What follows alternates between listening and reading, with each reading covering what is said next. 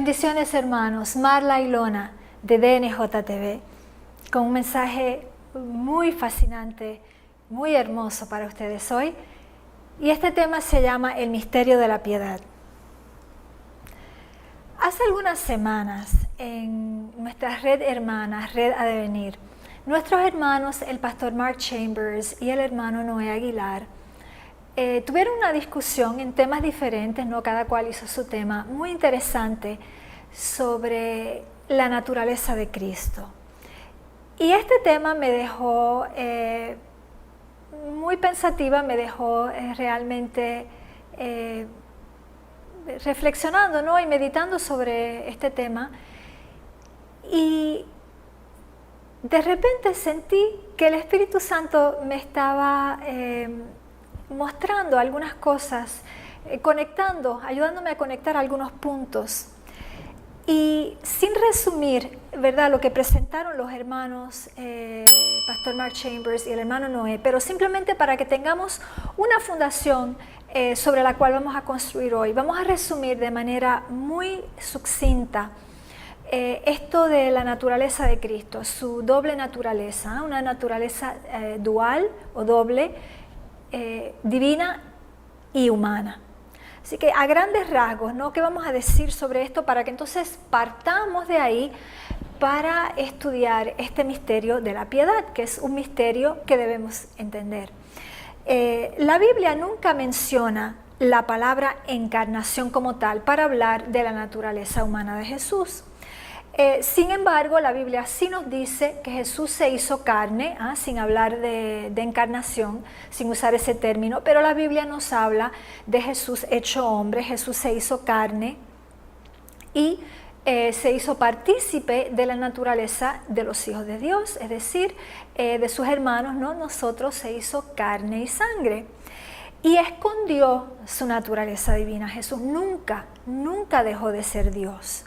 En todo momento que Jesús caminó a la tierra siguió siendo Dios, pero simplemente ocultó, no utilizó su naturaleza divina para no tomar ventaja de ella, porque era necesario que Él soportara las mismas pruebas que nosotros y era necesario que Él fuera tentado en todo como nosotros, pero que pudiera tener la victoria. Así que Jesús no utilizó en ningún momento la ventaja que le daba su naturaleza divina, sino que en todo momento peleó la batalla de la fe como nosotros debemos pelearla, por ayuno, por oración y por la palabra de Dios, por la espada del Espíritu. Y entonces Jesús nunca le dio lugar a Satanás para que reclamara cualquier cosa. Jesús, en él, en su ser, no había nada de Satanás, no había nada de mal, no había nada de tinieblas, no había nada que el enemigo pudiera utilizar para reclamar algo de Jesús o acusarlo de alguna manera. Así que Jesús fue el Cordero puro, sin mancha, absolutamente perfecto, sin mancha ni arruga. Y durante todos los días que caminó a la tierra, Jesús reflejó perfectamente el carácter del Padre, porque a eso fue que Jesús vino. Jesús vino a revelarle a los hombres la naturaleza del Padre. Así que Jesús fue al mismo tiempo hombre y Dios, Dios y hombre. Dejó todas las prerrogativas, los privilegios y las ventajas de su condición divina, de su naturaleza divina, para encarnarse y caminar como nosotros y morir en nuestro lugar. Así que ese es el resumen, ¿no? Sin entrar en detalles, y no estoy de ninguna manera poniendo palabras en la boca del pastor Mark Chambers o del hermano Noé. Este es mi resumen de manera muy corta, ¿no?, de qué es esta naturaleza doble de Jesús. Y es simplemente preámbulo para que nosotros podamos entender lo que vamos a hablar hoy. Llevo algún tiempo estudiando este tema del misterio de la piedad. ¿Y por qué es que este tema me interesa tanto? Y es porque la última generación, que somos nosotros, necesitamos absolutamente, imperativamente, reflejar la naturaleza de Dios. Debemos reflejar su carácter perfecto. La Biblia nos dice que debemos ser partícipes de la naturaleza divina. Y todo esto no es opcional, sino que para la última generación es un requisito. Es requisito para recibir el sello de Dios.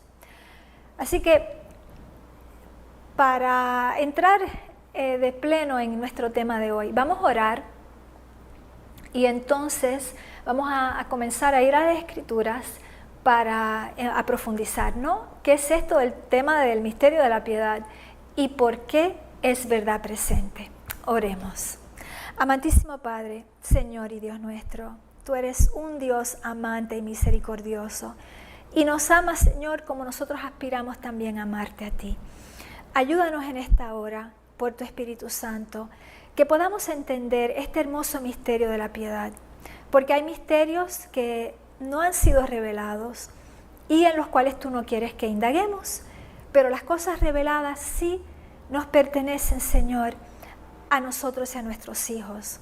Deuteronomio 29:29, es tu palabra quien lo dice. Y sobre el misterio de la piedad, tú has revelado cosas hermosas, cosas que nos conmueven, que nos estremecen, Señor, por su belleza y su grandeza. Y por eso estamos aquí, reunidos en tu nombre, confiados de tu presencia, confiados de la dirección de tu Espíritu, para que podamos profundizar y entender lo que está revelado en tu palabra sobre el misterio de la piedad. Gracias, mi Señor. Retira todo espíritu de distracción. Por favor, saca de aquí todo espíritu contrario al Evangelio. Y, Señor, que tu verdad se pueda hacer luz en nuestras mentes y en nuestros corazones. Lo pedimos todo por fe, en el santo y poderoso nombre de Jesús. Amén.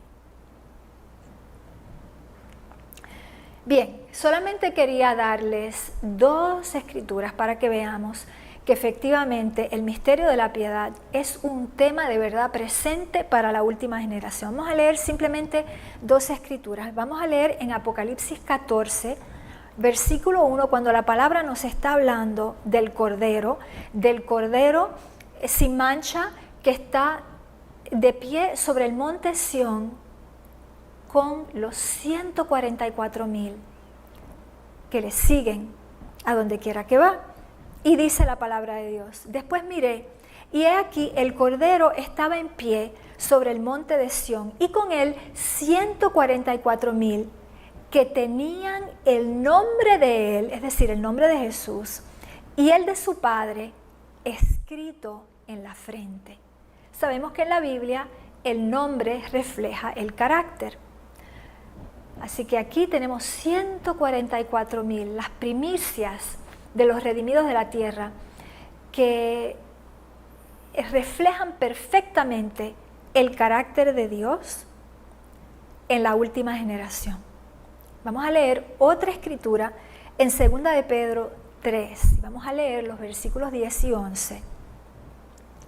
Pero el día del Señor vendrá como ladrón en la noche, en el cual los cielos pasarán con gran estruendo, y los elementos ardiendo serán deshechos, y la tierra y las obras que en ella hay serán quemadas.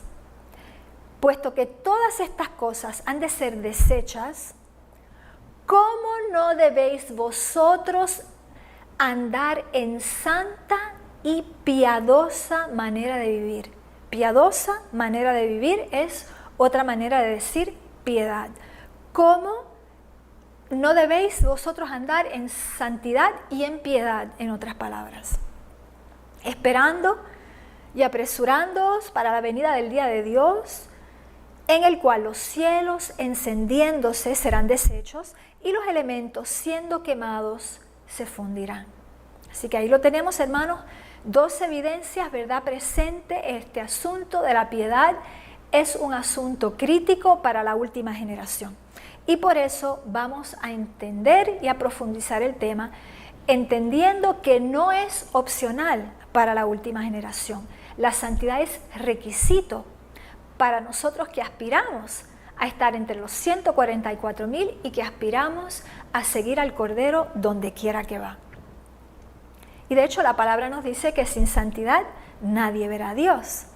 Y nadie en la última generación recibirá el sello de Dios ni el Espíritu Santo en la lluvia temprana y tardía, a menos que hayamos alcanzado la perfección, porque el sello es un sello de garantía, es un sello de calidad, es un sello que certifica que los 144,000 tienen en su ser ese poder divino, esa naturaleza afinada por Jesús, que es el afinador de los hijos de Leví, y que esa perfección en Cristo, esa perfección de carácter, es nuestra. Nos la hemos apropiado por fe. Vamos ahora a ir un poquito más adentro. Y la palabra de Dios nos dice mucho, de hecho nos habla mucho de esto de la piedad, sobre todo en el Nuevo Testamento, pero también en el Viejo. Y la palabra para piedad en griego es eusebia. ¿Y qué nos dice la palabra? Voy a resumir y luego vamos a ir viendo en detalle. La palabra nos dice y nos muestra que el mismo poder misterioso, pero eminentemente grande, que levantó a Jesús de entre los muertos, es el mismo poder que opera en nosotros. Opera quiere decir que obra, que trabaja. Es el mismo poder que obra en nosotros para llevarnos a la santidad. Y esa operación que se va a hacer por el poder de Dios nos va a llevar hasta la restauración en nuestro ser a la imagen y semejanza de Dios. Porque finalmente este es el objetivo del plan de salvación. Es que podamos ser restaurados a la imagen y semejanza de Dios. Que estemos de nuevo asemejados a nuestro Creador en pureza y en santidad. De eso se trata. Por eso es que todavía estamos aquí. Muchas personas piensan que el plan de salvación terminó en la cruz, pero el plan de salvación no ha terminado aún, porque si no, no estaríamos aquí. Hay un propósito aún para que estemos aquí, y ese propósito, sin entrar en muchos detalles, es que el Señor pueda revelar en la última generación, la generación más débil, la generación más caída, la generación que lleva casi 6,000 años de pecado y de debilidad en la carne, y también en el espíritu. Pues esta generación es aquella en la cual el Señor va a demostrar toda su gloria y todo su poder de salvación y todo su poder santificador. Así que, hermanos, si ustedes todavía, y todos estamos todavía luchando contra tentaciones de diferentes naturalezas, ¿no? Esta presentación de hoy, este tema que vamos a estudiar hoy, es para darnos aliento de que la victoria no solamente es posible, la victoria es segura a condición de creer. Así que vamos a ir profundizando. Y para poder demostrar, para poder hacer la demostración pública de la certeza de nuestra perfección a condición de creer en ella, a condición de creer la palabra de Dios, a condición de creer sus promesas, la certeza de que podemos creer, la certeza de que esa perfección se va a operar en nosotros, el Señor quiere que la tengamos fundada y apoyada en su santa palabra, porque Dios quiere que tengamos una fe inteligente. Ese es el propósito de Dios. Él trabaja con seres inteligentes y Él quiere que nuestra fe sea una fe fundada, una fe inteligente, y por eso nos ha revelado las Escrituras, para que podamos ir a ellas el fundamento de nuestra fe. Así que vamos ahora a ir a estudiar las Escrituras, pero vamos a utilizar una metodología un poco particular, que es la metodología que usa el Espíritu Santo cuando nos quiere enseñar. Y vamos a leerlo en 1 Corintios 2. Este es un versículo, de hecho, muy importante que lo entendamos, ¿no? 1 Corintios 2, versículo 13. Y la palabra de Dios nos dice: lo cual también hablamos, no con doctas palabras de humana sabiduría, mas con doctrina del Espíritu. Y dice, acomodando lo espiritual a lo espiritual. Voy a leerlo de nuevo, ¿está bien? Estoy citando de la Reina Valera antigua y es posible que el español sea un poquito más difícil de acercamiento, pero vamos a repetirlo. Lo cual también hablamos, no con doctas palabras de sabiduría, de humana sabiduría, dice, más con doctrina del Espíritu, acomodando lo espiritual a lo espiritual. Ahora, esta palabra acomodando, que se ha traducido del griego como acomodando, en realidad sería mejor traducida como comparando, también combinando. Es decir, tomar dos versículos diferentes, dos pasajes diferentes, puede ser incluso dos capítulos diferentes de la Biblia, y vamos entonces a comparar uno con el otro para encontrar semejanzas y diferencias, ¿no? Esta es la metodología que utiliza el Espíritu Santo para revelarnos verdades que tal vez están un poco más ocultas. Es cuando el Espíritu Santo nos toma por la mano y nos quiere llevar a toda la verdad. Y nos quiere llevar a cosas hermosas que no conocemos y que Él quiere empezar a abrirnos un camino de entendimiento y que veamos la conexión entre diferentes puntos que tal vez en nuestras mentes no habíamos conectado. Así que esta es la metodología más con doctrina del Espíritu, es decir, es el Espíritu de Dios que nos va a enseñar, es nuestro Maestro. En lugar de Jesús, Jesús nos envía a su Espíritu para que el Espíritu Santo nos guíe, nos dirija y nos permita entender. Este principio bíblico que yo estoy describiendo aquí y que se describe en ese versículo se llama principio de simetría y paralelismo. ¿Okay? Vamos a seguir. Y lo primero que vamos a constatar, y este es el fundamento de todo el estudio que vamos a desarrollar ahora en este tema, el punto es el siguiente, hablando de la piedad de Cristo, que fue una piedad perfecta, y hablando de la nuestra, que todavía no lo es, pero que será por el poder operante de Dios, será una piedad perfecta. ¿Qué nos dice la palabra de Dios? Vamos a ver dos versículos diferentes. El primero que vamos a leer tiene que ver con Jesús, con su piedad, y nos está describiendo la piedad de Jesús. El segundo que vamos a leer nos habla de nosotros y de nuestra piedad, y nos va a describir la nuestra. ¿Y qué derecho tenemos nosotros? ¿En qué se apoya nuestra pretensión, vamos a decirlo así, nuestra aspiración, nuestra ambición de ser llevados a la perfección? ¿En qué se apoya? ¿Okay? Primero vamos a leer sobre Jesús, pero vamos a tener en cuenta que estamos comparando espiritual a espiritual. Estamos comparando la piedad de Jesús con la nuestra. ¿Okay? Dice, hablando de Jesús, estamos en 1 de Timoteo 3:16.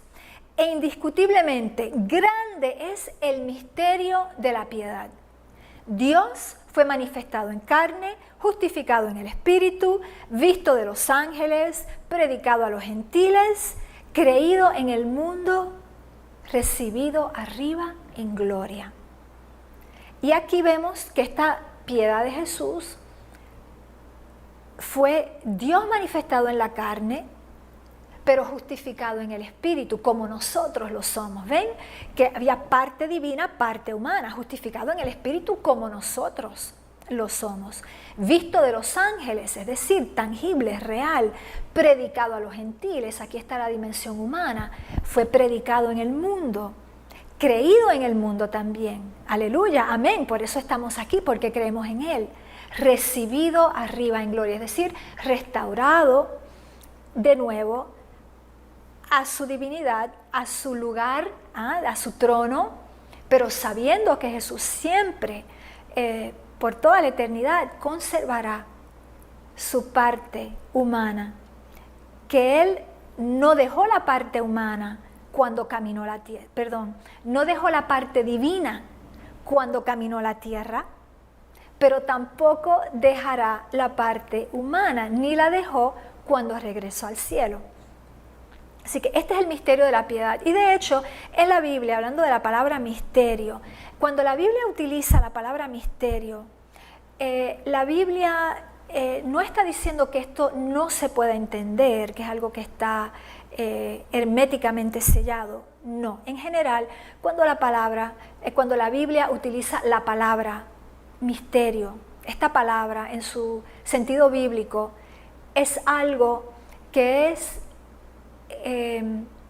como digo, reservado. Es reservado a los iniciados, es decir, a los discípulos. Es reservado a aquellos que escudriñan, a aquellos que estudian, a aquellos que oran, a aquellos que piden la dirección del Espíritu Santo. Es algo que también puede ser comprendido por revelación divina.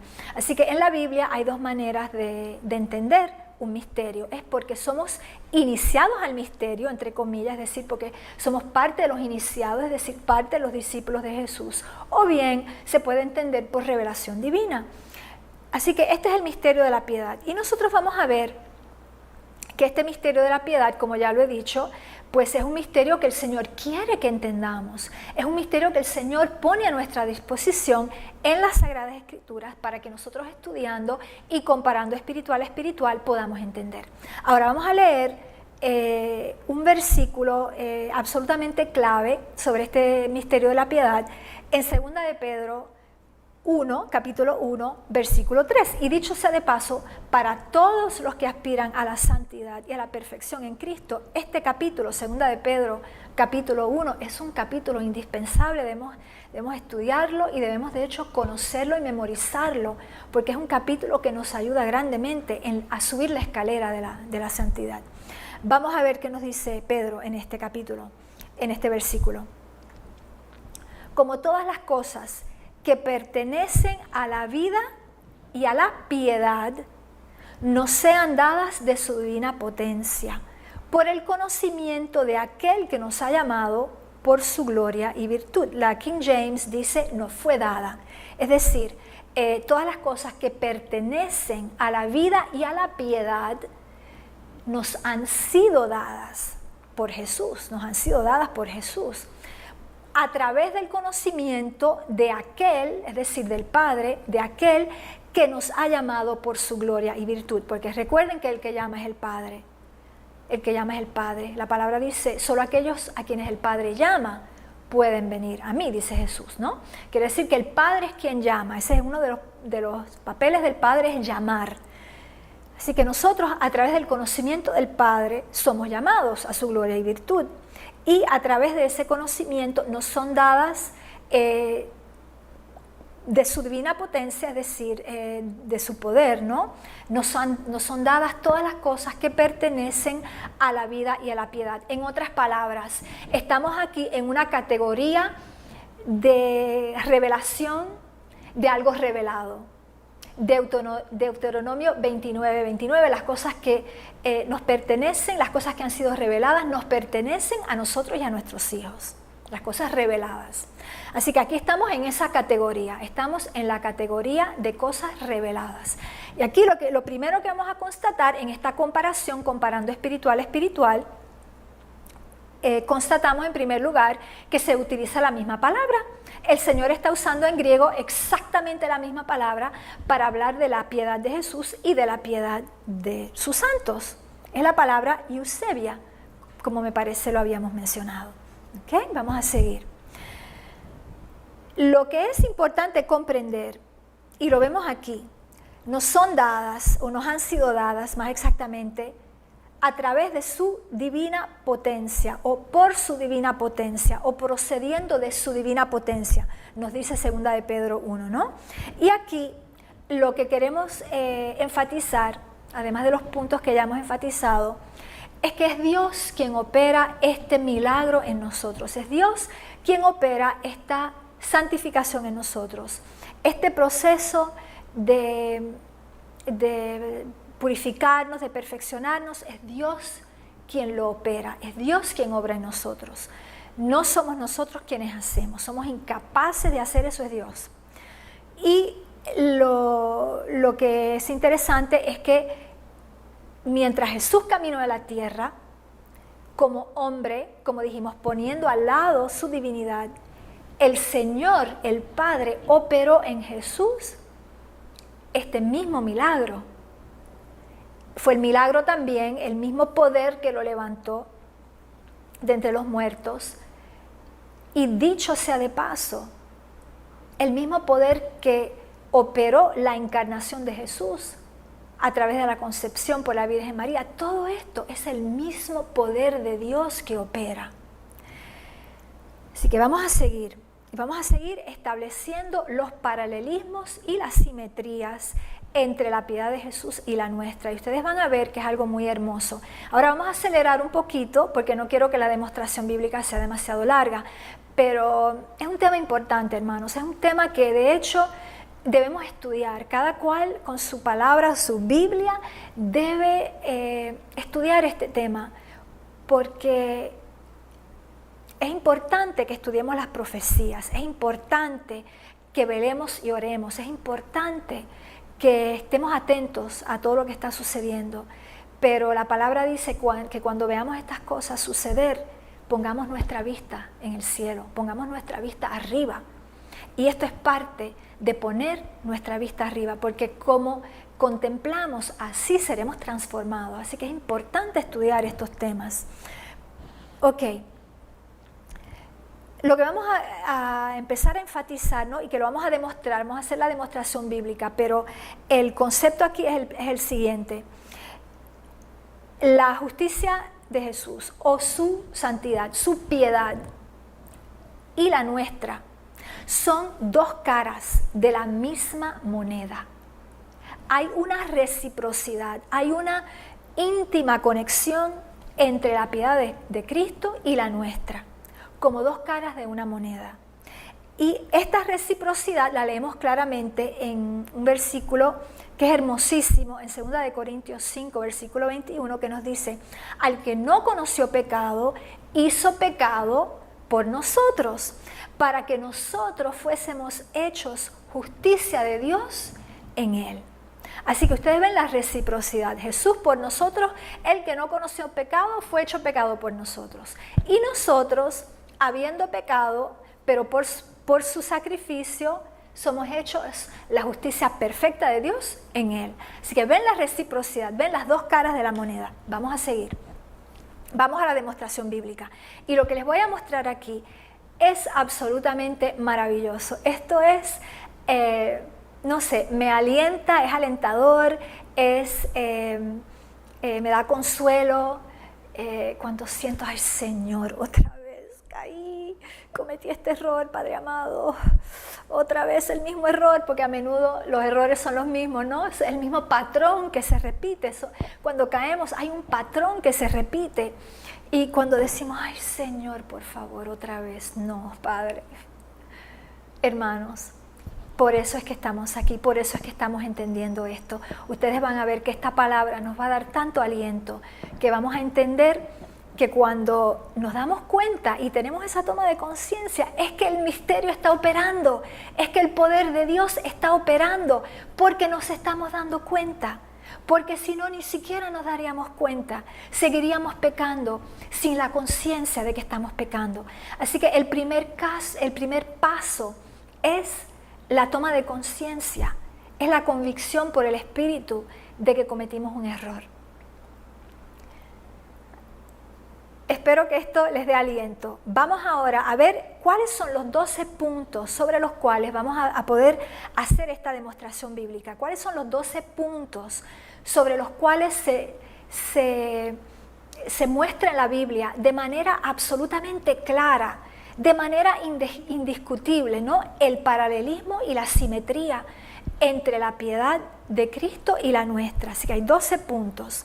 Primero, que hay una doble naturaleza, humana y divina, tanto en Él como en nosotros. Segundo, que tanto Él como nosotros somos partícipes de la naturaleza del otro. Aquí vemos la reciprocidad.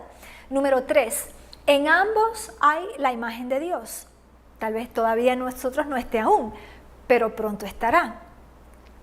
Se opera por la fe. Número 4, todo es por operación de Dios. Todo lo que se opera es por operación de Dios. Es la obra de Dios en nosotros y es en ninguna manera y de ninguna manera la nuestra. No puede ser nuestra obra. Somos incapaces de perfeccionarnos.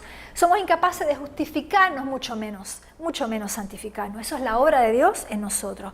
Así que el milagro en Jesús como en nosotros se operó. El milagro de la resurrección, el milagro de una santidad perfecta en un cuerpo humano, con todas las tentaciones humanas. Ese milagro en Jesús lo operó el Padre, el milagro de la resurrección también, y en nosotros se opera el milagro de la santidad, también por el poder de Dios. Número 5, requisito de muerte y resurrección. Ambos, Jesús murió, nosotros tenemos que morir al yo para entonces poder resucitar. Él resucitó plenamente, tanto en la carne como el espíritu, y nosotros vamos a resucitar de manera metafórica, espiritualmente, a nacer a una nueva vida. Número 6, predestinación. Jesús fue destinado a morir desde la fundación del mundo. Y nosotros, la palabra nos dice algo hermoso, somos predestinados a salvación desde antes de la fundación del mundo también. 7, tanto Jesús como nosotros somos hijos y herederos. Él, hijo unigénito y heredero de todas las cosas, de toda la creación. Nosotros, hijos por adopción y herederos de la herencia eterna, que es Dios y es el reino de los cielos. Número 8, aprendizaje y crecimiento. Jesús atravesó las mismas fases de un bebé, de un niño, de un adolescente, de un joven adulto y luego de un adulto en su plenitud. Y nosotros también, y de hecho Jesús también se operó aprendizaje y crecimiento también sobre el plano espiritual, como lo vamos a leer, y para nosotros también es indispensable que se opere un aprendizaje y un crecimiento en las cosas de Dios. Número 9, hay un requisito de perfección. El cordero inmolado tenía que ser perfecto, no podía tener un solo defecto, y para nosotros, como lo hemos dicho, para recibir el sello de Dios debemos ser perfeccionados para que podamos recibir el nombre del Padre y el nombre de Jesús sobre nuestras frentes, y que sobre nuestra frente pueda decir destino Nueva Jerusalén. Número 10, plenitud. Jesús, la palabra nos dice que es la plenitud de todas las cosas, la plenitud de la deidad está en Él. Y Él, por el poder de su palabra, sostiene todas las cosas. En nosotros, a través de Cristo, también alcanzamos la plenitud de Cristo. Número 11, cabeza y cuerpo. Vemos otra vez la reciprocidad. Jesús la cabeza, nosotros el cuerpo. Jesús la cabeza de la iglesia y nosotros la iglesia. Y en último lugar, sufrimiento, padecimiento. Jesús padeció. Para que Jesús pudiera ser inmolado en la cruz y que pudiera cumplir su destino, ¿no? Cumplir su propósito predestinado y profetizado, Jesús tuvo que sufrir mucho. Y Él le dijo a sus discípulos, si yo sufrí, ustedes también van a sufrir. Así que el sufrimiento y el padecimiento juegan un papel muy importante en la santificación, y lo vamos a ver. Así que ustedes quédense conmigo, vamos ahora a entrar simplemente a leer algunos versículos para cada uno de estos 12 puntos, ¿no?, de conexión, puntos de unidad, de simetría y de paralelismo entre la piedad de Cristo y la nuestra.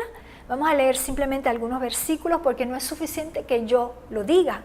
Es importante que vayamos a la palabra de Dios, primero para hacer la demostración de que es cierto, de que no lo estoy diciendo simplemente por decirlo. Y número 2, y esto es muy importante, porque es parte del proceso que el poder de la palabra de Dios opere en nosotros, porque una parte de la operación de Dios, del poder de Dios, opera a través de su palabra. Eso es muy importante. La palabra de Dios tiene poder creador. La palabra de Dios siempre cumple el propósito por el cual Él la envió. La palabra de Dios santifica. Así que el hecho de leer las escrituras, de venir, y vamos a leer ahora los diferentes versículos y los vamos a comparar, ese proceso contribuye a nuestra santificación. Así que por eso es que lo hacemos también, ¿ok? Así que no tenemos prisa, estamos todos los que estamos interesados en alcanzar la salvación, y más allá de la salvación, los que estamos interesados en formar parte del equipo que va a terminar la obra sobre la tierra y preparar el camino para que Jesús regrese. Para nosotros es importante que meditemos sobre estos versículos, ¿no? Así que vamos a empezar Número 1, doble naturaleza. Jesús, naturaleza divina que se hizo carne. Nosotros, naturaleza carnal que se va a hacer partícipe de la naturaleza divina. Vamos a leer, no vamos a leer todos los versículos, vamos a leer uno o dos. Dice la palabra, hablando de Jesús, hablando primero de la piedad de Jesús, el cual, hablando de Jesús, ¿no? El cual, siendo en forma de Dios, no tuvo por usurpación ser igual a Dios, es decir, Él era Dios, y si estaba en forma de Dios, era Dios. Sin embargo, se anonadó a sí mismo, tomando forma de siervo, hecho semejante a los hombres. Y hallado en condición como hombre, se humilló a sí mismo, hecho obediente hasta la muerte y muerte de cruz. Esto lo encontramos en Filipenses 2, 6 y 8. Y leemos también en Juan capítulo 1, ¿no? Versículos muy conocidos por todos nosotros. En el principio era el Verbo, y el Verbo era con Dios, y el Verbo era Dios. Así que no hay ninguna duda de que Jesús era Dios y tenía esta doble naturaleza. También nos dice, así que por cuanto los hijos participaron de carne y sangre, Él también participó de lo mismo. Muy bien, ahora vamos a ver nosotros. Vamos a leer también en Filipenses, el capítulo que le sigue, aparte de lo que leímos aquí, hablando de nosotros, seres humanos, dice, mas nuestra vivienda es en los cielos. Quiere decir, en los cielos los que habitan allí, pues son seres perfectos, ¿no? Seres no caídos. Mas nuestra vivienda es en los cielos, de donde también esperamos al Salvador, el cual transformará el cuerpo de nuestra bajeza para ser semejante al cuerpo de su gloria, por la operación, aquí encontramos la palabra operación, con la cual puede también sujetar así todas las cosas. Así que aquí tenemos este paralelo, ¿no?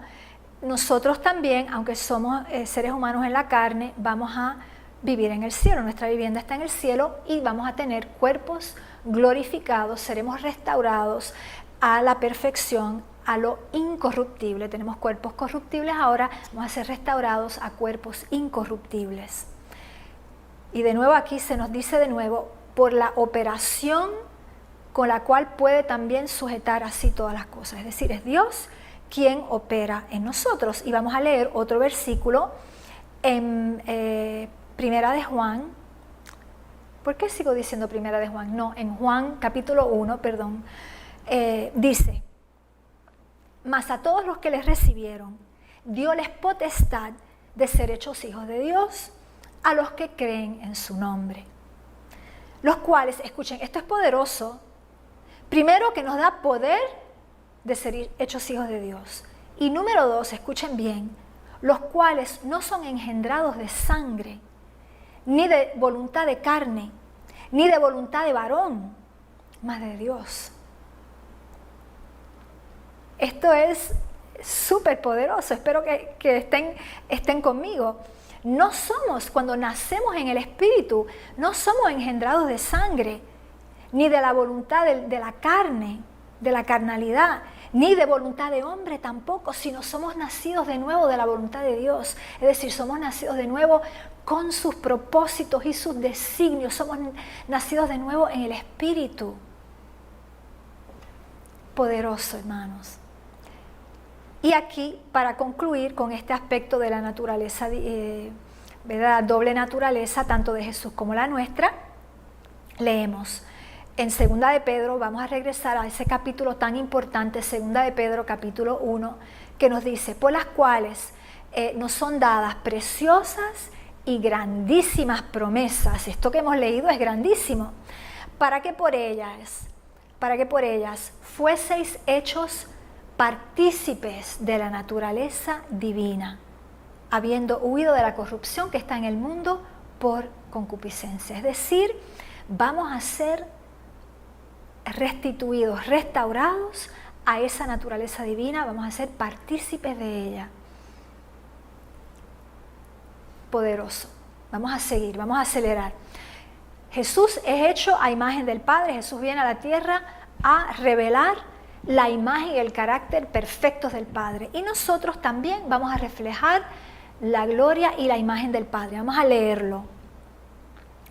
Hablando de Jesús nos dice, el cual siendo el resplandor de su gloria, es decir, hablando de Dios, del Padre, y la misma imagen de su sustancia, es decir, Jesús es igual al Padre en todo, y sustentando todas las cosas con la palabra de su potencia, es decir, la palabra, Él es el verbo que expresa de manera audible los pensamientos de Dios. Ese es Jesús, ese es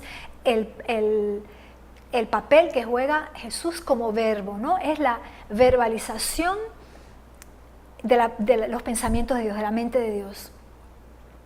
Eso es en Hebreos 1 y también en Colosenses 1, de hecho 2 capítulos maravillosos hablando de la deidad de Jesús, Hebreos 1 y Colosenses 1. En Colosenses 1 leemos en versículo 15, el cual es la imagen del Dios invisible, el primogénito de toda criatura. Y ahora vamos a ver cómo nosotros vamos a ser transformados en su imagen y semejanza. Escuchen qué hermoso. En 2 Corintios 3:18. Y dice, por tanto, nosotros todos, mirando a cara descubierta, como en un espejo, la gloria del Señor, somos transformados de gloria en gloria en la misma semejanza como por el Espíritu del Señor.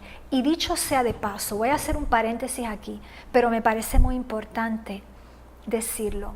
Es por este versículo, 2 Corintios 3:18, que los hijos de Dios debemos utilizar las mascarillas únicamente cuando realmente haya una situación donde por ley, por alguna legalidad del Estado civil nos sea exigido hacerlo. Pero los hijos de Dios no debemos llevar mascarillas para protegernos o por cualquier otra razón.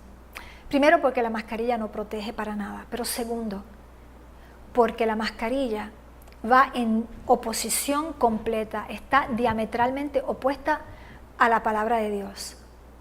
La mascarilla sobre el plano simbólico impide este proceso. Lo voy a leer de nuevo este versículo. Repito, 2 Corintios 3:18. Muy importante esto, hermanos, muy importante. Nosotros todos mirando a cara descubierta, no a cara enmascarada, no con mascarilla, no con cubrebocas, no, a rostro descubierto. Así es que debemos mirar a nuestro Dios. Y entonces, con esa condición, somos transformados de gloria en gloria, en la misma semejanza como por el Espíritu del Señor. Ok, cierro el paréntesis. Vamos a seguir, vamos al otro punto aquí. Tenemos el punto número 4, que todo esto se opera por el poder de Dios, tanto en Jesús como en nosotros. Vamos a leer la evidencia en la Biblia de que es el poder de Dios que operó en Cristo mientras caminó la tierra. Vamos a leer en Efesios 1 y en Colosenses 2. Vamos a empezar por Colosenses 2. Dice, hablando de nosotros inicialmente, pero luego va a hacer alusión a Jesús. Dice, sepultados juntamente con Él en el bautismo, nosotros sepultados con Jesús en el bautismo, en el cual también resucitasteis con Él. Es decir, morimos a la carnalidad, el hombre viejo muere y resucitamos en el Espíritu. Ahora, ¿cómo es que se hace esto? Y dice, por la fe de la operación de Dios que le levantó de los muertos.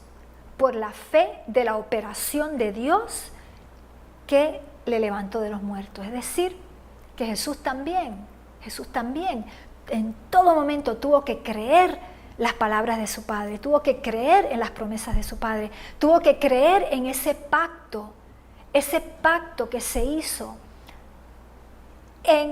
Se pierde en la eternidad cuándo se hizo ese pacto, pero fue antes de la fundación del mundo que se hizo el pacto para, si alguno pecase, rescatar a la humanidad caída.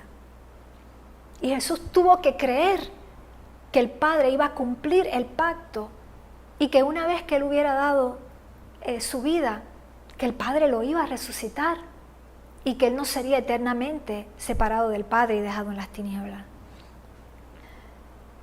Y nosotros también, vamos a entonces concluir aquí hablando de nosotros también, es por fe, es por la fe en el poder de Dios para operar esta obra en nosotros, que nosotros también podemos ser resucitados de la carnalidad, podemos morir a la carnalidad y podemos ser resucitados en el Espíritu y realmente ser vasijas limpias y puras, completamente comprometidas con el Señor, listas para que el Señor derrame su Espíritu sobre nosotros y en nosotros y a través de nosotros.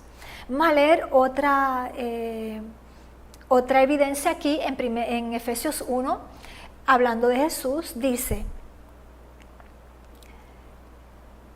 ¿y cuál aquella supereminente grandeza de su poder para con nosotros los que creemos? Por la operación de la potencia de su fortaleza. De nuevo, ustedes ven que importante es esta palabra, por la operación. Por la operación. En griego, la palabra operar o la palabra operación es energaia. Y esta palabra quiere decir la obra, el trabajo, la eficacidad de Dios en nosotros, como también fue la eficacidad de Dios en Jesús. Vamos a empezar de nuevo.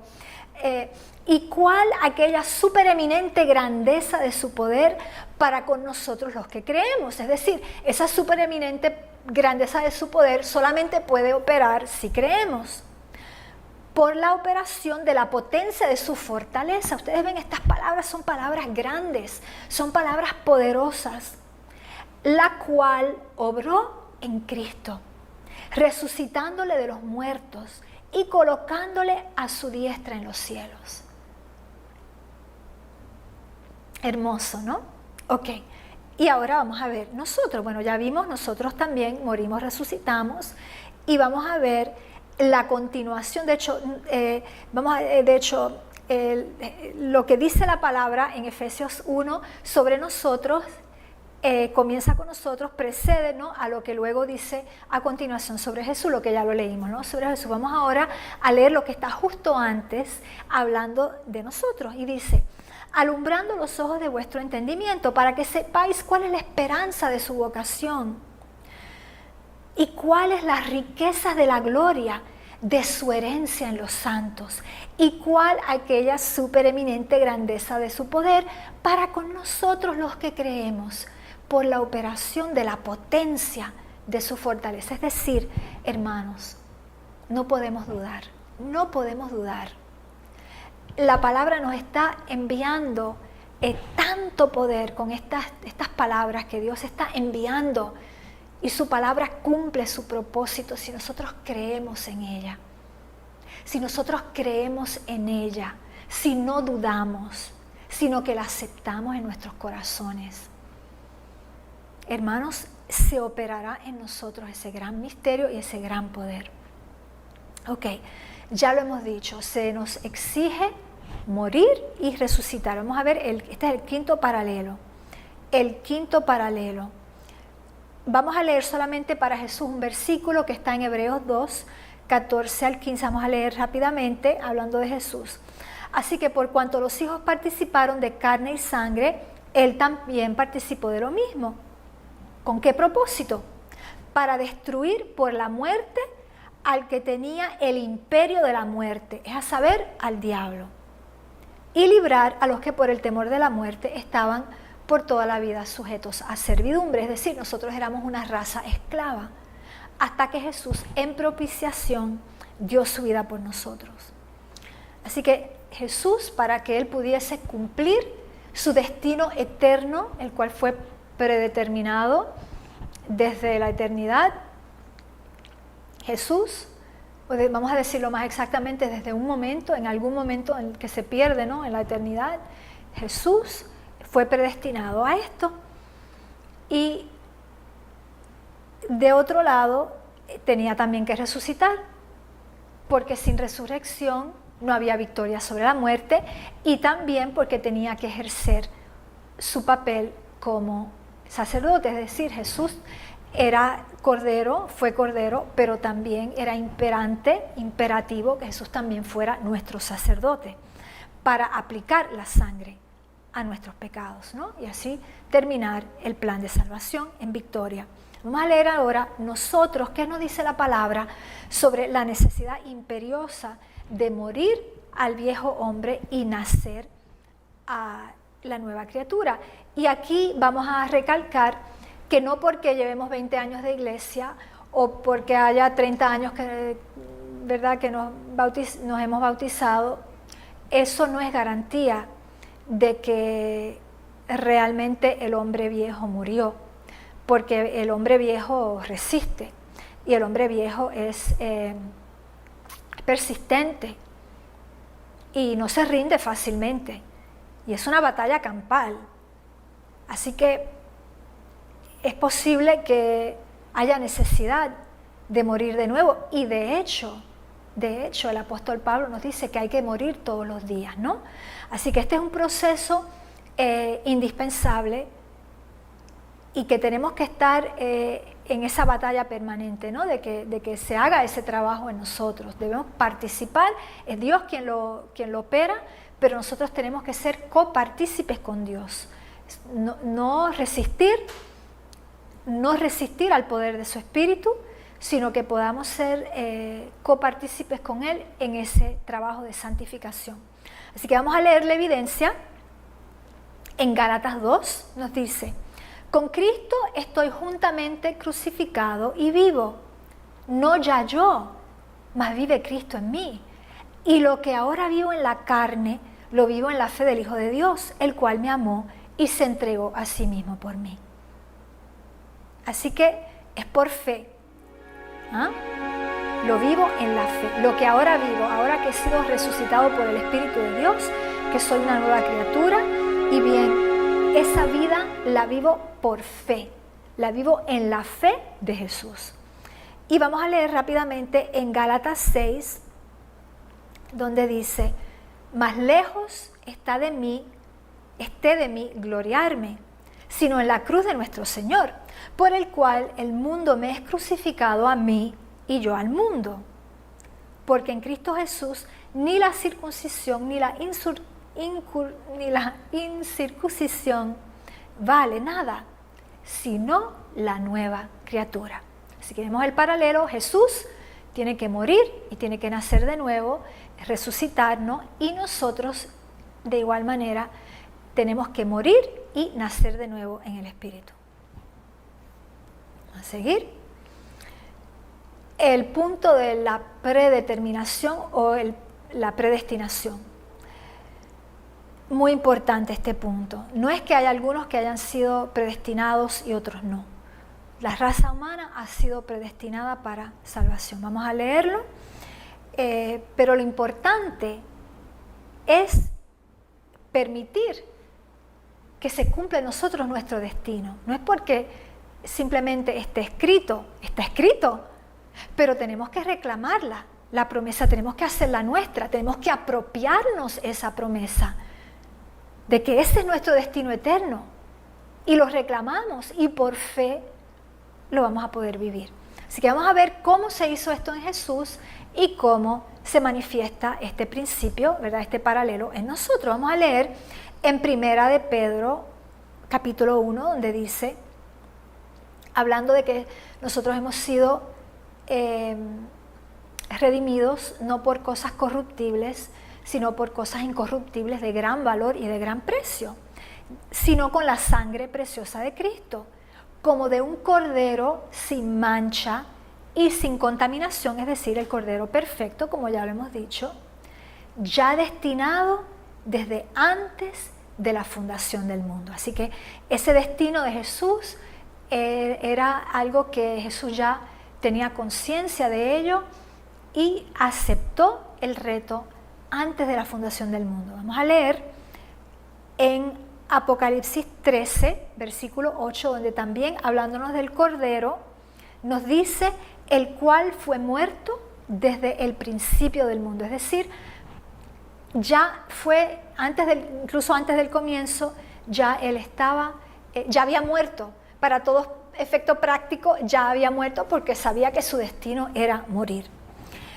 Y una hermosa evidencia, hermosísima evidencia que tenemos en Proverbios 8, que ustedes saben es el capítulo de Proverbios donde nos habla de Jesús, la relación de Jesús con su Padre. Y en Proverbios 8, versículos 22 y 23 nos dice: Jehová me poseía en el principio de su camino, ya de antiguo, antes de sus obras. Eternalmente tuve el principado. Es decir, él fue destinado a ser heredero de todas las cosas, pero ese principado ya lo tenía eternamente, es decir, es algo que estaba predestinado. Eternalmente tuve el principado, desde el principio, antes de la tierra. De nuevo estoy leyendo la Reina Valera antigua, por eso dice eternalmente, tal vez que las versiones más modernas dirían eternamente. Tuve el principado desde el principio, antes de la tierra. Así que está súper confirmado aquí, no cabe ninguna duda de que Jesús ya estaba predeterminado a su muerte. Y de hecho, rápidamente, dice, conforme, esto es en Efesios 3, donde se nos habla de hecho del misterio, del gran misterio de Cristo y de la piedad, dice, conforme a la determinación eterna que hizo en Cristo Jesús nuestro Señor. Y finalmente en Hebreos 10, otra escritura muy hermosa, entonces dije, este es Jesús hablando, entonces dije, heme aquí, en la cabecera del libro está escrito de mí, para que haga, oh Dios, tu voluntad. Qué hermoso, ¿no? Qué hermoso. Y nosotros pues también estamos predestinados también. Dice en Efesios 1, según, hablando del Señor, según nos escogió en Él, es decir, el Padre nos escogió en Jesús, antes de la fundación del mundo, para que fuésemos santos y sin mancha delante de Él en amor, habiéndonos predestinado para ser adoptados hijos por Jesucristo, asimismo, según el puro afecto de su voluntad. Es decir, la voluntad del Padre siempre ha sido que podamos ser restaurados y que seamos santos, puros y sin mancha, perfectos como Él es perfecto. Y ustedes conocen muy bien, voy a terminar con Efesios y después vamos a hablar de Jeremías. Para terminar con Efesios 1 también dice, en Él digo, en quien asimismo tuvimos herencia, habiendo sido predestinados conforme al propósito del que hace todas las cosas, según el consejo de su voluntad. Aquí tenemos un segundo testigo de que hemos sido predestinados conforme al propósito de Dios, que hace todo conforme a su voluntad. Y quería leer este versículo tan hermoso que estoy segura que ustedes conocen en Jeremías 1, donde el Señor le dice a Jeremías, antes que te formase en el vientre te conocí, y antes que salieses de la matriz te santifiqué. Te di por profeta a las gentes. Bueno, a Jeremías lo dio como profetas, a otros los da como apóstoles, a otros como maestros, evangelistas, pastores, es decir, para cada cual el Señor tiene un cargo, un trabajo, una obra que hacer, y esto fue predestinado antes de que estuviéramos en el vientre. Así que ven la hermosura del amor de Dios para con nosotros, hermanos. Esto me da tanto aliento y me da mucho consuelo. Vamos a seguir. Tanto Jesús como nosotros somos hijos y somos herederos. Así que otro paralelismo entre Jesús y nosotros, hijo y heredero, y nosotros hijos y herederos. Vamos a leer rápidamente. En Juan 3:16, el versículo más conocido de la Biblia, porque de tal manera amó Dios al mundo que ha dado a su Hijo unigénito. Hebreos 1, Dios, habiendo hablado muchas veces y de muchas maneras en otro tiempo a los padres por los profetas, en estos postreros días nos ha hablado por el Hijo, a quien constituyó heredero de todo. Es decir, Jesús, Hijo unigénito, y también heredero. Vamos a leer ahora, hay otras evidencias, pero ¿verdad? Por el tiempo vamos a seguir hablando de nosotros. Mirad cuál amor nos ha dado el Padre para que seamos llamados hijos de Dios. Está en Primera de Juan, capítulo 3. Habíamos ya leído en primer capítulo del Evangelio de Juan, mas a todos los que les recibieron, dioles potestad de ser hechos hijos de Dios. Y luego en Romanos 8, ese capítulo tan hermoso y poderoso, es Romanos 8, porque no habéis recibido el espíritu de servidumbre para estar otra vez en temor, mas habéis recibido el espíritu de adopción, por el cual clamamos, Abba, Padre, porque el mismo espíritu da testimonio a nuestro espíritu que somos hijos de Dios. Y si hijos, también herederos, herederos de Dios y coherederos con Cristo. Qué hermoso, ¿eh? Vamos a seguir, hay mucha más evidencia, pero vamos a seguir. Vamos a ver que Cristo en su humanidad creció y aprendió.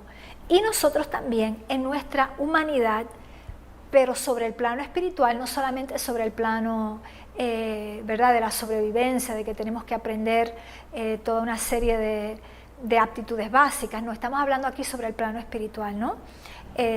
Vamos a leer qué dice la palabra sobre el crecimiento y el aprendizaje de Jesús. Nos dice, y esto es en Lucas 2, hablándonos de Jesús en su infancia, y Jesús crecía en sabiduría y en estatura y en gracia para con Dios y los hombres. ¿Recuerdan en ese mismo capítulo de Lucas 2? ¿Recuerdan cuando Jesús se les escapó a José y María?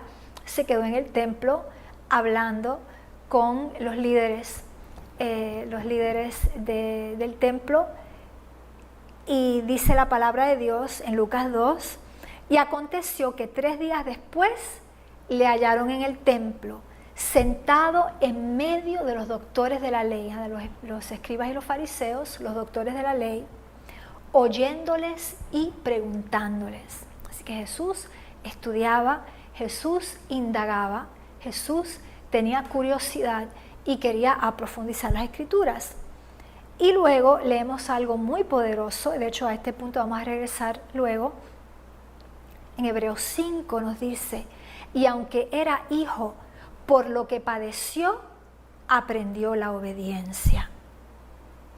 Vamos a leer ahora nosotros, qué es lo que nos corresponde a nosotros hacer para poder crecer y aprender en paralelo con Jesús. Como Jesús también lo hizo, debemos hacerlo nosotros si nos llamamos discípulos suyos. Vamos a leer en Efesios 4, que dicho sea de paso, Efesios es un libro que habla muchísimo y nos permite en gran manera entender y comprender todo el trabajo de la santificación, la perfección en Cristo y la operación del poder de Dios en nosotros. Efesios es muy útil e importante para entender todo esto. Vamos a Efesios 4, dice, hasta que lleguemos, hablando, ¿verdad?, de un proceso que se opera por la fe, está hablando, diciendo que nos hagamos, que haya unidad en nosotros por la fe. Dice, hasta que todos lleguemos a la unidad de la fe y del conocimiento del Hijo de Dios, a un varón perfecto. Hablando de Jesús, no, hablando de nosotros, que lleguemos al conocimiento del Hijo de Dios y que lleguemos a ser varón perfecto o hija perfecta, para que ya no seamos niños, fluctuantes, llevados por doquiera de todo viento de doctrina. No, sino que siguiendo la verdad en amor, crezcamos en todo, en aquel que es la cabeza, esto es Cristo. Es decir, tenemos que crecer en Cristo. Tenemos que crecer en Él para que podamos llegar a la medida de la estatura de la plenitud de Cristo. Es posible, es posible. Y luego en Colosenses 1, se nos dice, en el versículo 10 se nos dice, para que andéis como es digno del Señor, agradándole en todo, que en todo hagamos su voluntad, llevando fruto en toda buena obra y creciendo en el conocimiento de Dios. Es importante conocer a Dios, es importante conocer sus caminos, conocer su justicia, conocer su palabra, conocer su ley, conocer incluso sus estatutos y todos los aspectos de una vida de santidad, hay que conocerlos. Ok, aquí llegamos entonces al punto de la perfección. Este es el principio número 9, el principio de la perfección. Vamos a leer, porque debemos alcanzar la perfección en Cristo. El Padre es perfecto, nos dice la palabra de Dios, ¿no? El Padre es perfecto. Hemos dicho que Jesús vino a encarnar, si fuera posible, y lo hizo, encarnar la naturaleza de Dios, su carácter. Cuando hablo de su naturaleza, quiero decir su naturaleza santa, su naturaleza piadosa, su naturaleza misericordiosa, amante, compasiva, justa, verdadera, todos los atributos de Dios. La misión de Cristo no era solamente de morir por nosotros y redimirnos, sino también de revelar la totalidad, la plenitud de la deidad en la carne, aquí en la tierra, mientras caminó la tierra. Era importante que Él hiciera esa demostración de quién era el Padre. Entonces, si el Padre era perfecto y que el Padre vivía en Jesús, pues Jesús era perfecto. Vamos a leerlo en el capítulo 14 de Juan, rápidamente, donde Jesús dice las palabras, hablándole a Felipe. ¿Se acuerdan cuando Felipe le decía, muéstranos al Padre? Jesús le dijo, muéstranos al Padre. Tanto habéis caminado conmigo y no has visto al Padre. Yo estoy reflejando al Padre, dice Jesús. Las palabras que yo os hablo, no las hablo por mi propia cuenta, sino que el Padre que mora en mí, Él hace las obras. Quiere decir que Jesús era perfecto. Jesús tenía la perfección del Padre que moraba en Él. Juan 14, mismo capítulo. No hablaré ya mucho con vosotros, porque viene el príncipe de este mundo y Él nada tiene en mí. Nada tiene en mí. Es decir, que como el Padre, como dice Dios, que es todo luz, que en Él no hay tiniebla, que en Él no hay oscuridad, así era Jesús. No había nada en Jesús que Satanás pudiera agarrar como argumento. Nada en Jesús que permitiera algún agarre cualquiera de Satanás. Imposible. En Jesús no había oscuridad, había solamente luz. Vamos a leer, hablando ahora del pueblo de Dios.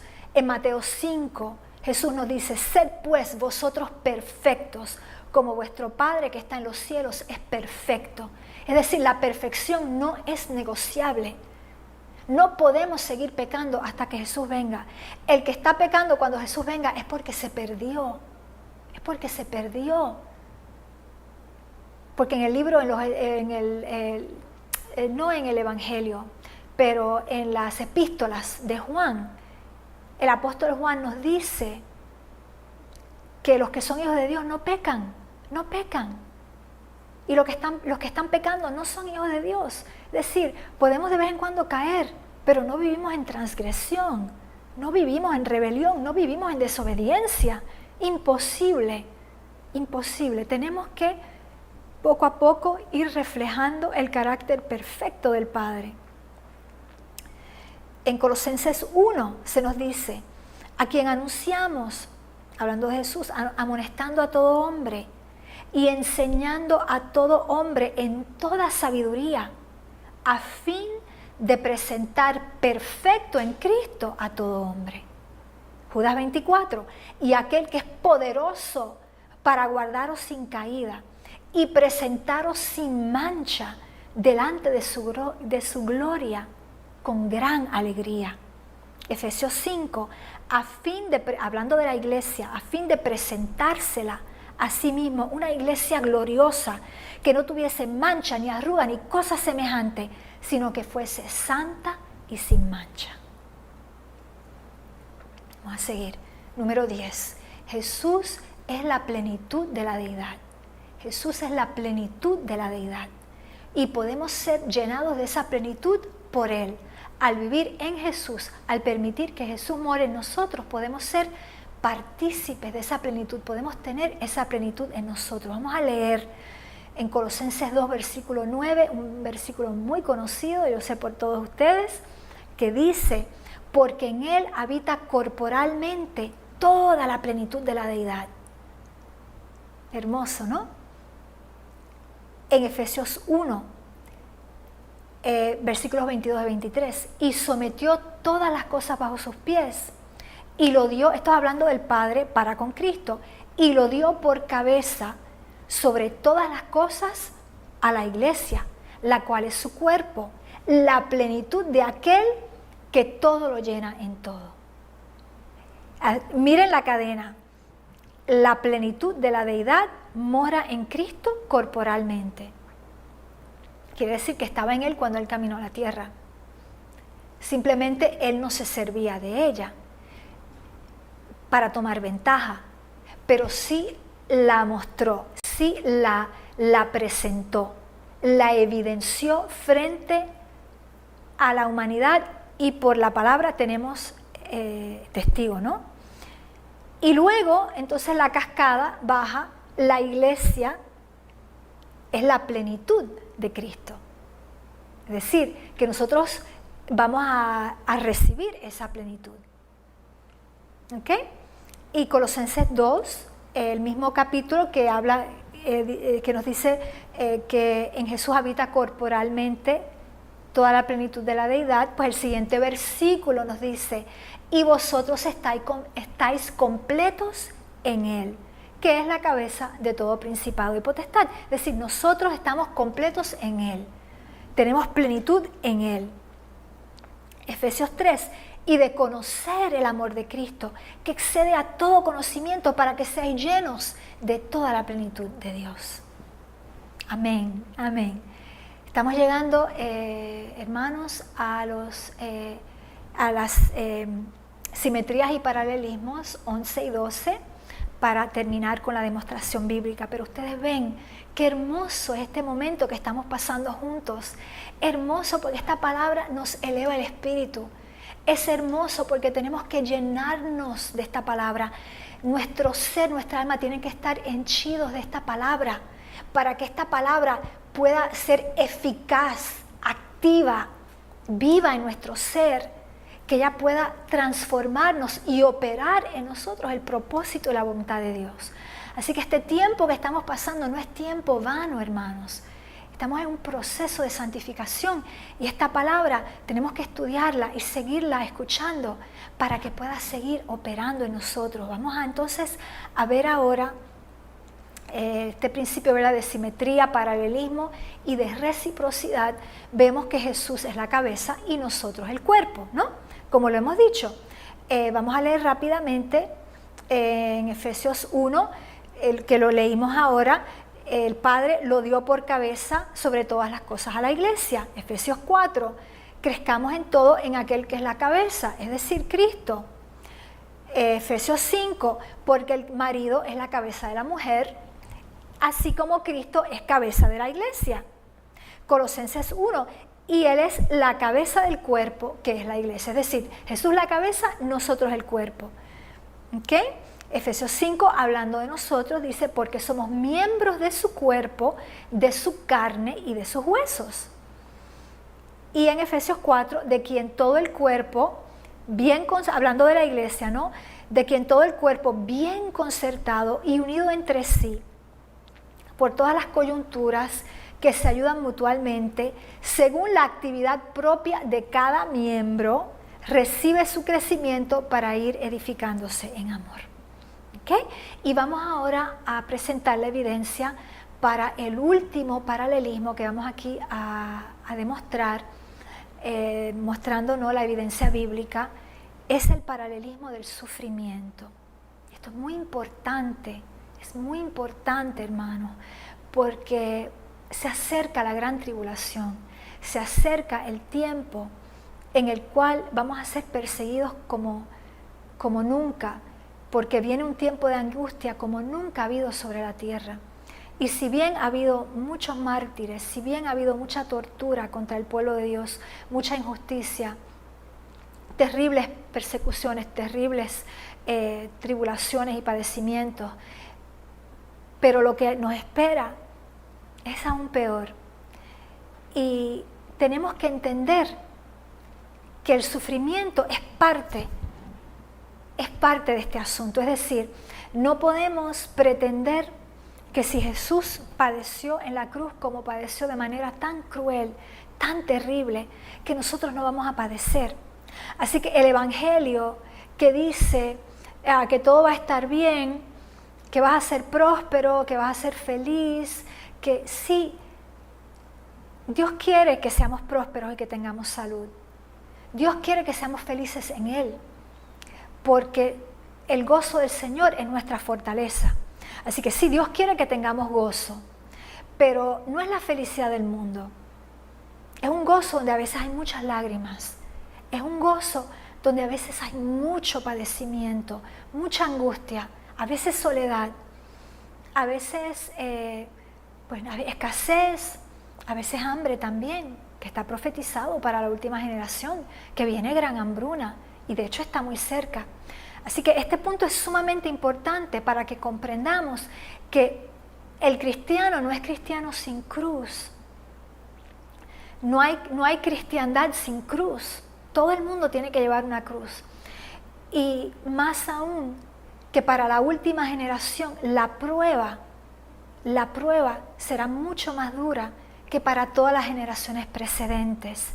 Y por eso esto es verdad presente, que realmente tenemos que entender que sin padecer, si pretendemos que esto va a ser fácil y que a la primera dureza, a la primera prueba nos amedrentamos y decimos, oh, esto no es para mí, entonces pues no hay esperanza para nosotros, porque habrá muy grandes angustias que habrá que atravesar con el coraje del Señor, con la fortaleza de su Espíritu y con el gozo del Señor, que es nuestra fortaleza.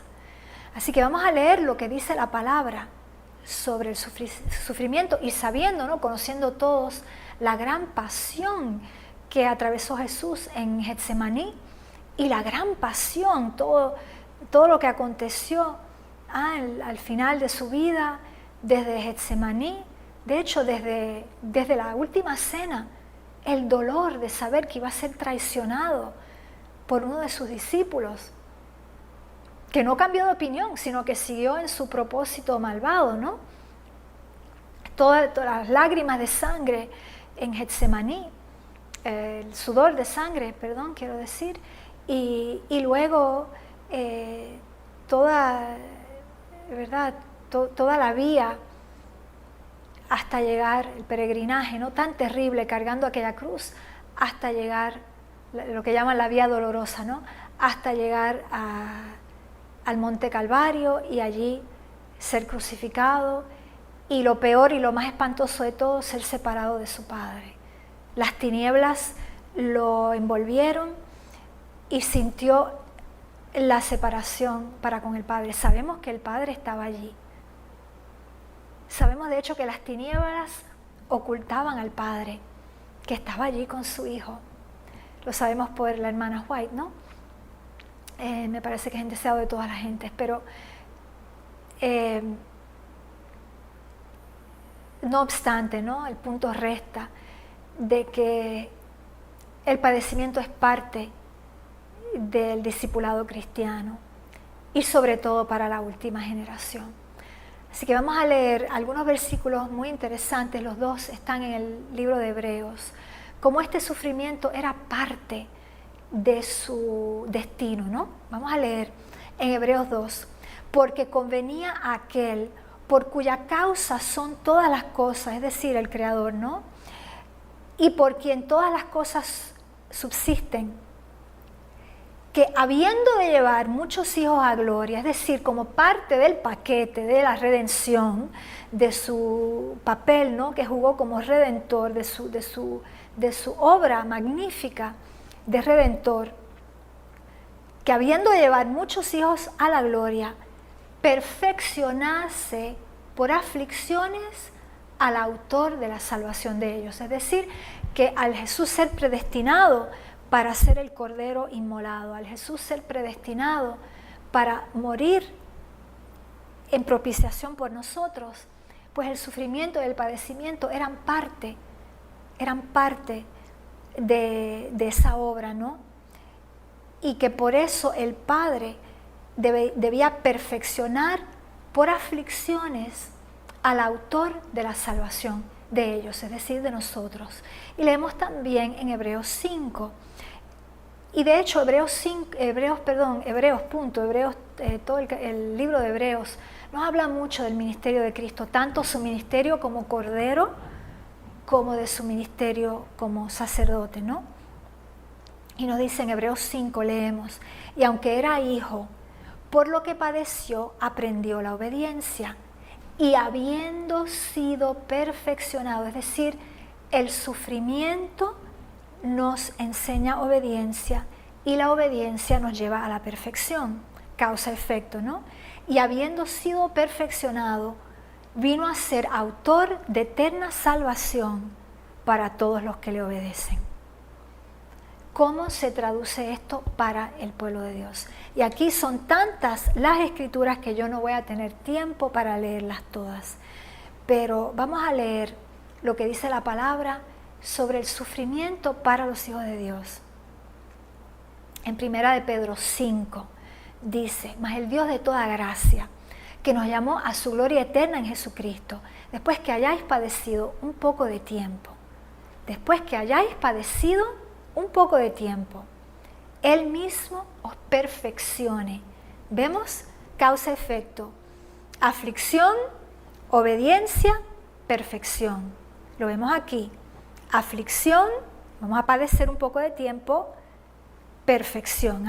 Aflicción, perfección. Y entre esos dos hay obediencia, ¿no?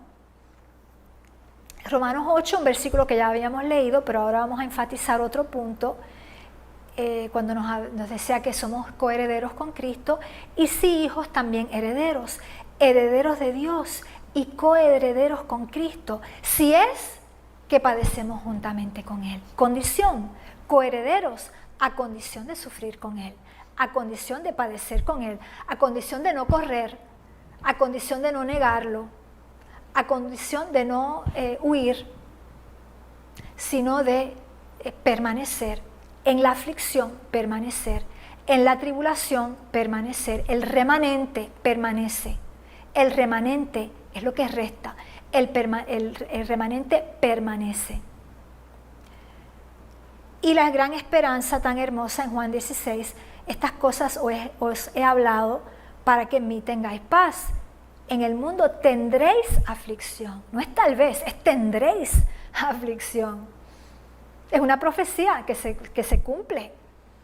Pero confiad, yo he vencido al mundo. Hay muchas más escrituras hablando de la aflicción, sobre todo en el tiempo del fin. Vamos a leer una sola en Apocalipsis 7, hablando de la gran multitud. Dice, estos son los que han salido de la gran tribulación y han lavado sus ropas y las han emblanquecido en la sangre del Cordero. Y estarán, y yo espero estar allí, estaremos delante del trono de Dios. Así que hermanos, de esta carrera no se sale sin un poco de aflicción y el Señor determina la medida para cada cual conforme a lo que cada cual puede resistir y conforme a la aspiración de cada cual, ¿no? Y a la voluntad del Señor, conforme al propósito que tiene el Señor para cada cual. Pero la aflicción, tristemente, es parte y porción de este caminar, de este discipulado con Jesús, pero como dice Pablo, ¿no?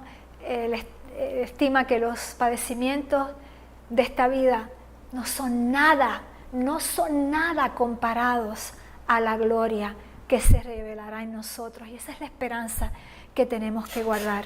Hermanos, vamos a concluir, pero la conclusión es muy importante, así que por favor quédense conmigo para esta conclusión. Nosotros sabemos que Jesús históricamente existió. No hay duda de que Jesús es un personaje histórico. Jesús existió. No hay ninguna duda de que Jesús existió, caminó la tierra. Algunos lo dan por maestro, otros lo dan por profeta, otros lo dan por hijo de Dios. Para nosotros es hijo de Dios, nuestro Mesías, ¿no? Cambió el curso de la historia. La humanidad estaba perdida. Ahora la humanidad tiene una esperanza, ¿no? La esperanza de salvación. Jesús dividió el tiempo. Se habla de antes de Jesús, antes de Cristo, después de Cristo, ¿no? Dividió el tiempo, dividió las eras, marcó su pasaje en la tierra, marcó la historia de la humanidad. Jesús fue real y Jesús es real, porque ese mismo Jesús que caminó la tierra, que murió y que resucitó, está en el cielo, ministrando por nosotros en el lugar santísimo, en este momento. Lo que yo les quiero decir es que antes de que Jesús se hiciera carne, el Antiguo Testamento está lleno de profecías mesiánicas. Jesús estaba profetizado. Jesús caminó la tierra y cumplió todas las profecías que se escribieron relativas a Él, ¿no? Las cumplió todas. Ustedes pueden estar seguros que ese mismo Jesús que caminó la tierra, que cumplió todas las profecías que se escribieron sobre Él, ese mismo Jesús cumplirá todas estas profecías que yo acabo de compartir con ustedes. Ese mismo Jesús que está ministrando como sumo sacerdote nuestro en el lugar santísimo, en el santuario celestial, ese mismo Jesús cumplirá en nosotros toda la palabra que nosotros hemos estudiado hoy. Podemos tener esa certeza. Así es de real todo lo que hemos visto hoy. Así es de real. Pero la condición es creerlo. Es creerlo. Es creer en la palabra de Dios. Y creer en el poder de la palabra de Dios. Y creer que la palabra de Dios es eterna, se cumple y no pasará. Eternamente no pasará. Ahora hay algo muy interesante que escribió la hermana White en el Review and Herald del 5 de abril del 1906. Y fue para mí algo, ella escribió mucho sobre cómo no debemos interesarnos, ¿verdad? El misterio de la encarnación es algo que el Señor ha guardado y no, eso es algo que no ha sido revelado en las Escrituras, ¿no? Cómo se operó ese misterio, no necesitamos, ni queremos ni necesitamos saberlo, ni queremos indagar en eso porque se nos ha dicho que no debemos ir a indagar allí. Pero a mí me interpeló muchísimo que en todo lo que escribió la hermana White, en ese, ¿verdad?, Review and Herald del 5 de abril de 1906, ella dijo algo corto pero para mí muy enigmático. Y ella dijo que el misterio de la encarnación y el misterio de la piedad son el mismo misterio. Y yo me quedé un poco perpleja, bastante perpleja de hecho, porque como les dije al principio, llevo ya muchos meses estudiando esto del misterio de la piedad, por la gran importancia, ¿no?, que tiene para nosotros. Y entonces que ella dijera que el misterio de la encarnación, misterio en el cual no debemos indagar, es el mismo que el misterio de la piedad, el cual ha sido en gran manera revelado, como lo hemos visto aquí. Y para mí era algo muy enigmático. Y con oración y preguntándole al Señor, pero Señor, ¿qué quiere decir esto? No entiendo qué quiere decir la hermana White con esto. Y lo que el Señor me permitió comprender es lo siguiente. Escuchen bien. Cuando nosotros morimos al viejo hombre, y permitimos que sea Jesús quien tenga morada en nosotros a través de su Espíritu Santo, Jesús se está encarnando de nuevo. Jesús se encarna de nuevo de manera totalmente incomprensible para los seres humanos. No lo vamos a comprender. Tal vez en el cielo no sea revelado, pero aquí no se nos explica otro que a través del poder de la operación de Dios. Es lo único que sabemos, que eso se efectúa a través del poder, la eminente grandeza del poder de la operación de Dios.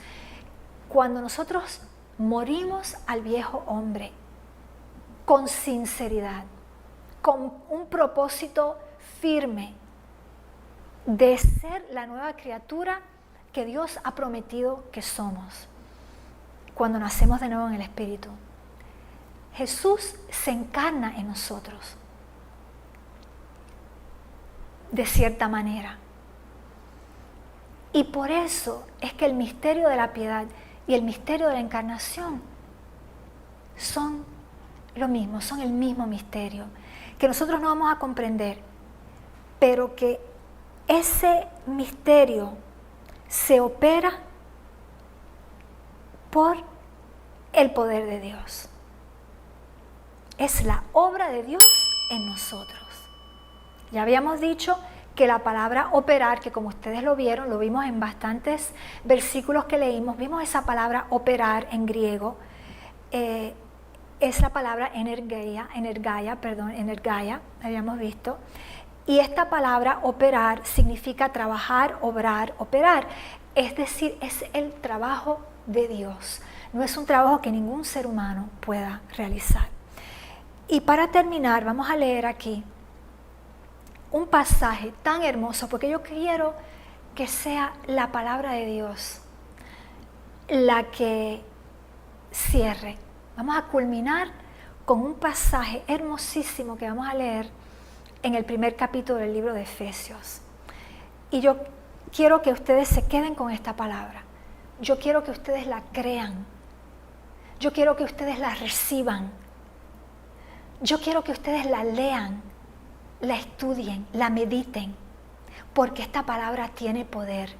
Y esta palabra habla de manera poderosa, usando palabras poderosas para expresar de manera concluyente y contundente cómo este poder de Dios opera en nosotros para no solamente justificación, sino para santificación y para prepararnos para la traslación, es decir, para la glorificación, sin haber conocido la muerte.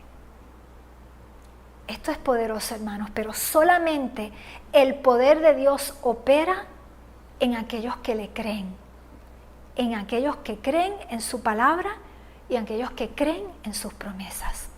Así que yo les aliento a que ejerciten su fe, de que pongan su fe a trabajar y de que todos creamos estas palabras y que las recibamos en lo más profundo de nuestros corazones y que estas palabras se puedan imprimir allí para transformación y glorificación eterna.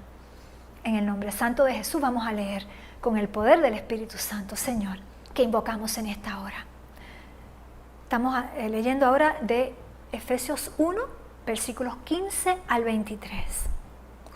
Por esta causa también yo, está hablando Pablo, habiendo oído de vuestra fe en el Señor Jesús y de vuestro amor para con todos los santos, no ceso de dar gracias por vosotros, haciendo memoria de vosotros en mis oraciones, para que el Dios de nuestro Señor Jesucristo, el Padre de gloria,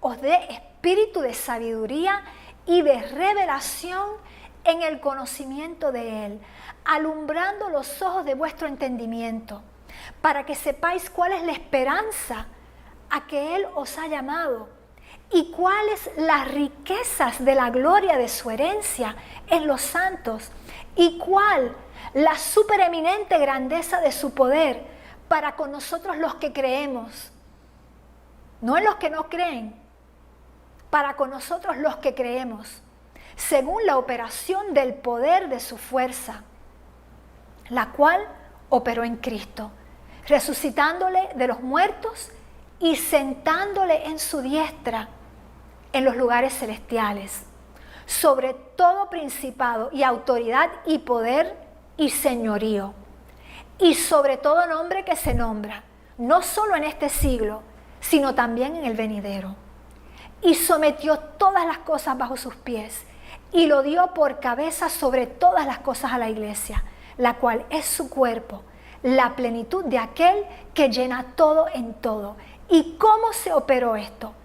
El Dios de nuestro Señor Jesucristo, el Padre de gloria, por la supereminente grandeza de su poder, para con nosotros los que creemos, según la operación del poder de su fuerza, operó el milagro en Jesús.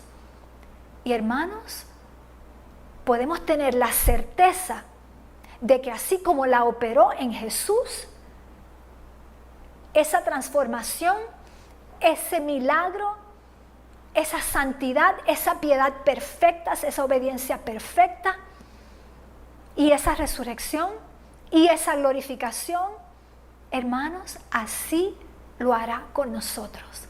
Esa es la certeza que podemos tener. Y vamos a orar para que el Espíritu Santo obre y opere este gran milagro y esta gran transformación en nosotros. Amantísimo Padre, Señor y Dios de gloria, Padre de amor, Padre de misericordia, Padre nuestro, gracias Padre por estas palabras, gracias Señor, gracias por darnos aliento, gracias Padre amado, porque podemos creer en tu palabra, porque nos ha dado evidencia tras evidencia tras evidencia de la supereminente grandeza de tu poder, que opera en nosotros para salvación, para santificación y para glorificación. Te pedimos en esta hora que tu Espíritu Santo continúe operando en nosotros, Padre amado, que esta palabra haya encontrado terreno fértil en nuestros corazones y que pueda dar fruto para salvación, para santificación y para glorificación. Y lo pedimos por fe, en el santo y poderoso nombre de Jesús. Amén.